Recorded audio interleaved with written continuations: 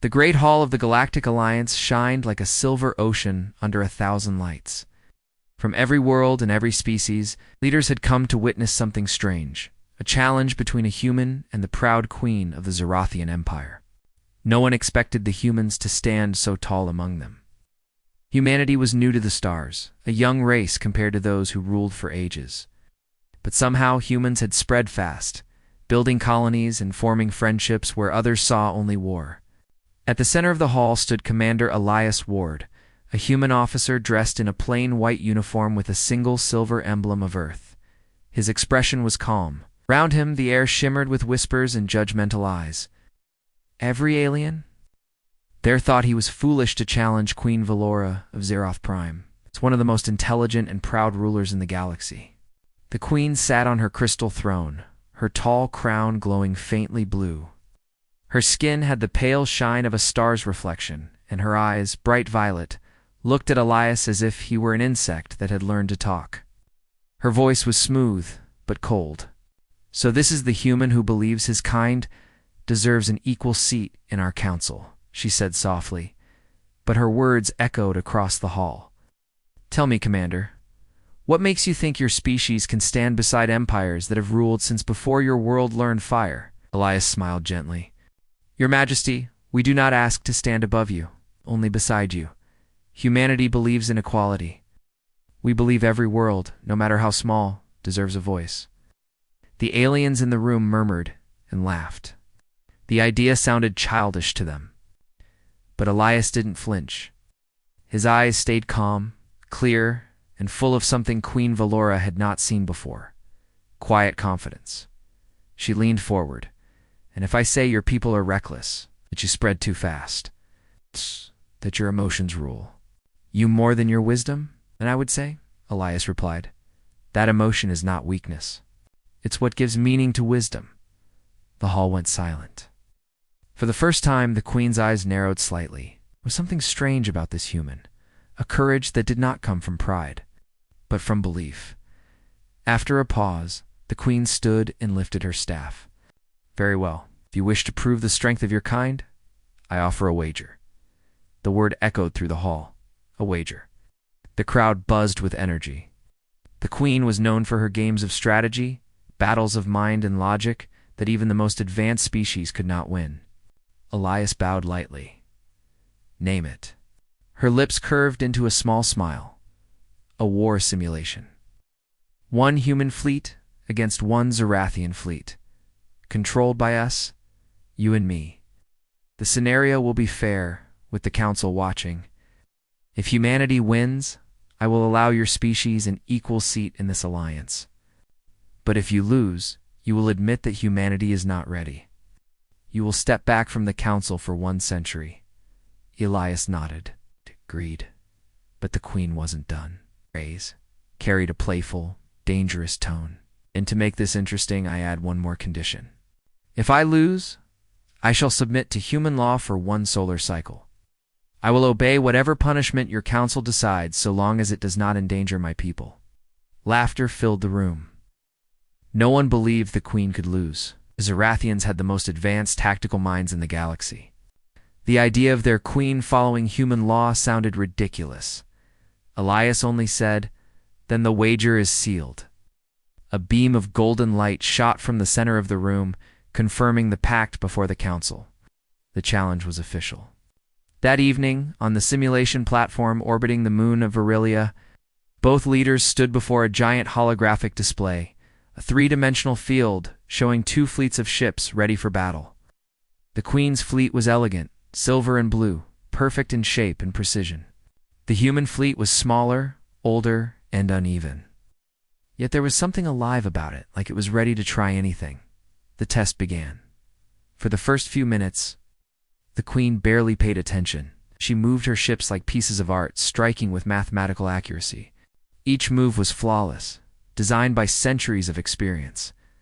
Her fleet looked unstoppable, but Elias didn't play by the same rules. He moved unpredictably, sometimes retreating when he seemed to have the advantage, sometimes advancing when logic said to wait. The other commanders watching couldn't understand his plan. One alien general whispered, "The human is panicking. But the Queen frowned slightly. She was too experienced not to notice. The human wasn't panicking. He was thinking differently. As hours passed, the human fleet began forming strange patterns, traps made of misdirection. He used empty ships as decoys, used broken satellites to reflect energy readings, and even turned debris fields into defensive shields. The Queen countered every move with elegance, but each victory cost her ships, and each ship lost reduced her control. The audience grew restless. The first time in centuries, someone was pushing Queen Velora to her limits. At one point, the Queen leaned forward and said, "You play like a gambler, Commander. You risk everything on foolish ideas." Leia smiled softly. "Maybe, but sometimes, Your Majesty, you have to trust the heart when the mind sees no path." Her eyes narrowed again. "Humans in their hearts," she whispered, always so loud. The final stage began. The Queen's fleet cornered the humans in a narrow asteroid field. It looked like the end. Everyone expected the human fleet to surrender. Instead, Elias ordered his ships to power down completely. The sensors showed nothing. The Queen waited, thinking it was a trick. Then suddenly, the asteroids moved, pushed by the humans' hidden drones, guiding the rocks toward her ships like silent waves. Before she could react, her fleet's formation broke apart. The humans didn't fire a single shot. They simply made her own environment defeat her. The simulation timer stopped. A golden light flashed over Elias's fleet. The voice of the Council AI declared, "Victory, humanity." The hall erupted in gasps. The Queen froze, staring at the display in disbelief. Her perfect logic had been beaten by something she didn't understand: emotion, instinct, creativity. Elias turned toward her and bowed politely. "It was an honor to compete, Your Majesty." She said nothing. For the first time in her reign, she didn't know what to say. She had promised the Council, and the laws of the wager were clear. The losing side must honor the agreement. The Council's head stood. According to the terms of the wager, the Queen of Zereth shall submit to human law for 1 solar cycle. Commander Elias Ward, as the human representative, you may propose the symbolic form of her compliance. Elias looked up slowly. His voice was calm, respectful, and steady. Humanity seeks unity, not humiliation. Therefore, let the punishment be a bond, a symbolic marriage between human and Zerathian, representing peace between our worlds. The hall went silent again. The Queen's eyes widened slightly. Marriage? That was a deeply personal and sacred concept among her people. To be joined with someone from another species, a human, was unthinkable, but the wager had no loopholes. She had given her word. The Queen rose slowly, her expression unreadable. "Very well," she said finally. "I will keep my promise. If this union is what human law demands, then so it shall be." Her voice was steady, but inside she burned with pride and confusion. She had faced wars and politics, but this was different. To be bound to a human was a wound to her dignity. Yet something about the human's quiet honor stopped her from lashing out. The ceremony would be held in 1 solar week. Until then, Elias was invited, or rather, commanded to stay as a guest on Zereth Prime. The journey to Zereth Prime was long, crossing shining wormholes and starlit voids. Elias spent most of it in silence, looking at the endless galaxy through his ship's window. He was not excited by victory. In truth, he felt uneasy. He had not meant to humiliate the Queen. His goal was peace. Now he worried he might have destroyed any chance of it. When his ship arrived, the planet below glowed with sapphire oceans and tall silver cities that touched the clouds. The palace of Queen Velora stood above them all, carved from crystal mountains and surrounded by floating gardens. As his ship landed, lines of Zerathian guards stood at attention. Their faces showed no warmth. They disliked this human who had humbled their queen. Leia stepped down calmly, his posture respectful. The Queen appeared at the top of the palace stairs. Her gown shimmered like moonlight, and her crown caught the sun. She looked every inch a ruler, graceful, untouchable, and distant. "Commander Ward," she said formally, "welcome to Zereth Prime. You will be treated according to our customs until the ceremony." "Thank you, Your Majesty," he replied. "I am honored to be your guest." She looked at him for a moment longer, then turned away. "You are not my guest, human. You are my consequence." The words cut, but Elias only nodded. "Perhaps, Your Majesty, some consequences are meant to teach, not to wound." She did not answer. Over the next few days, the Queen's palace remained cold toward him. Servants whispered when he passed. Generals watched him with silent judgment. Yet Elias stayed polite, never raising his voice, never boasting. He spent his time learning about Zarathian art, culture, and history. He even helped palace workers repair a broken communication array using human tools. One evening, as he worked quietly in the palace garden, the Queen approached. She watched him in silence before speaking. "You confuse me, human. You defeat me, yet you bow. You win, yet you show no joy." Elias looked up. "Victory without respect is just pride, Your Majesty. I want an understanding, not triumph." She tilted her head. Days passed after the strange wedding that united two different worlds. Queen Velora returned to her throne, her face calm and proud as always, but something had changed deep inside her. The thought of that human commander Elias Ward kept returning to her mind when she least expected it. She told herself it was curiosity, not interest. Yet the more she tried to forget him, the more she remembered his calm voice and gentle eyes. Elias lived quietly in a small residence built beside the royal palace. According to the agreement, the human husband would live under the same sky but not interfere with royal affairs. Many Zarethians mocked the idea. To them, he was only a punishment, a symbol of their queen's defeat.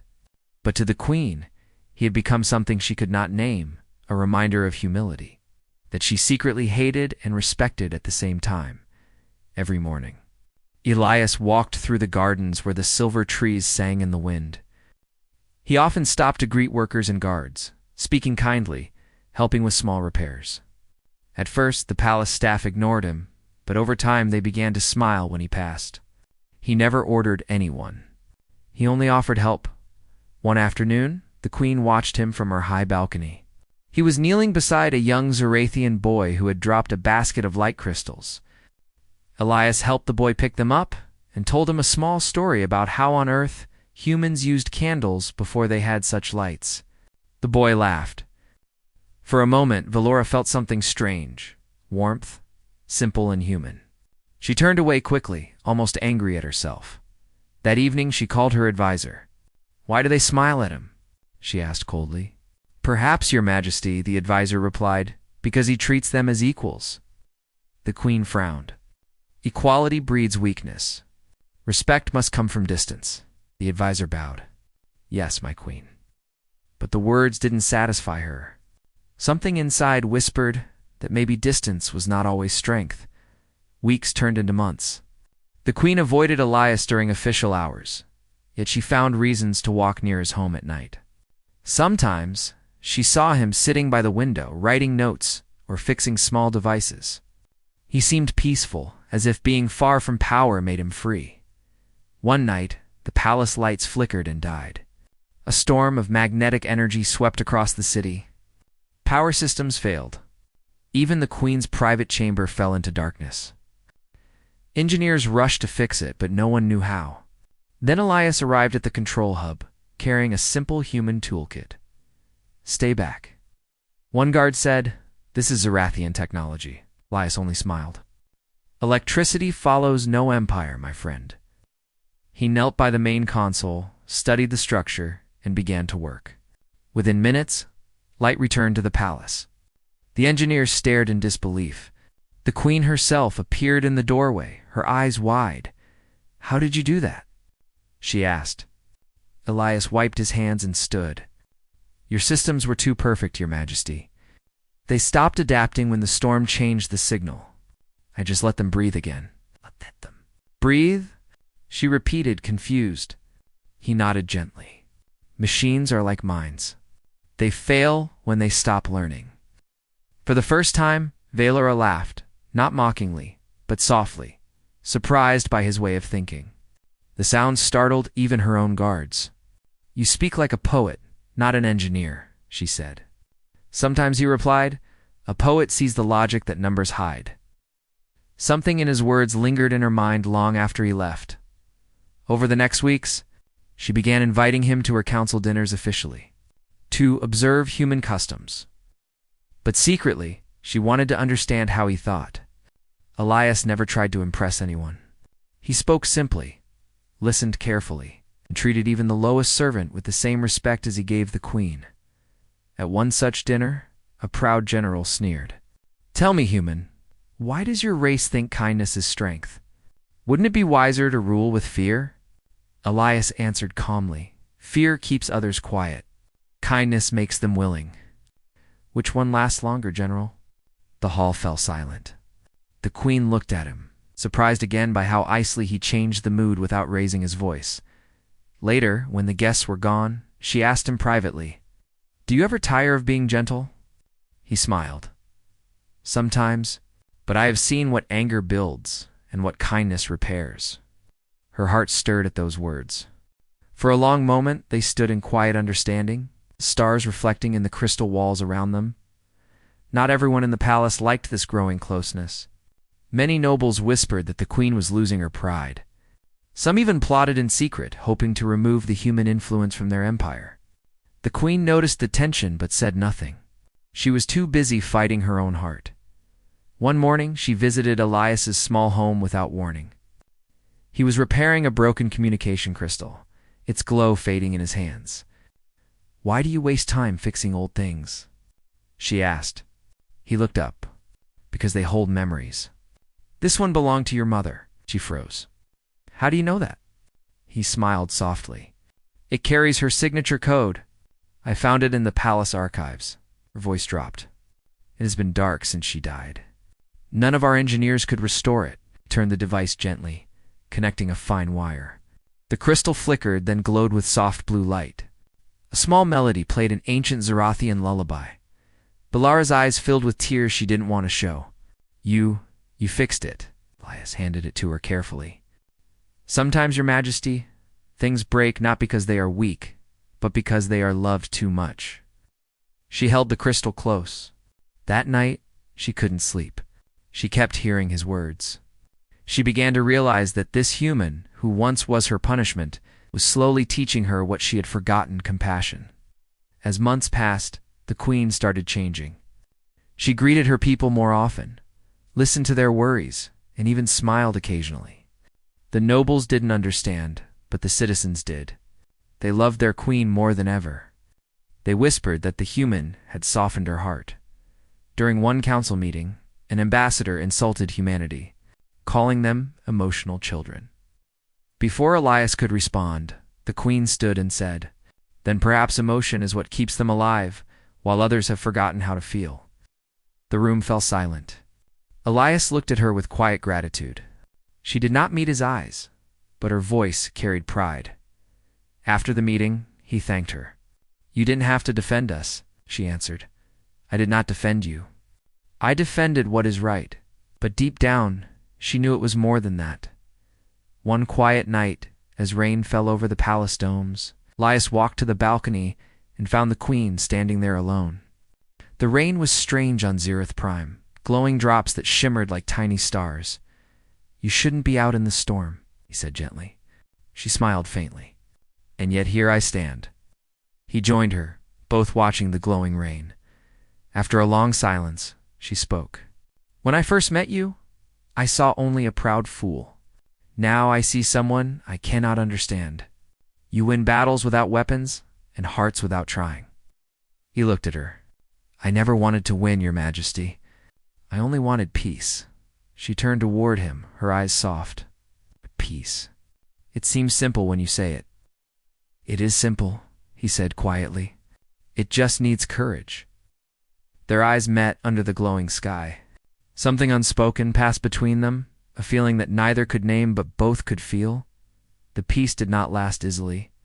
One group of nobles, furious that the queen had grown close to the human, decided to act. They planned to embarrass him during a public festival celebrating the unity of their worlds. As the celebration began, the queen stood beside Elias before a crowd of thousands.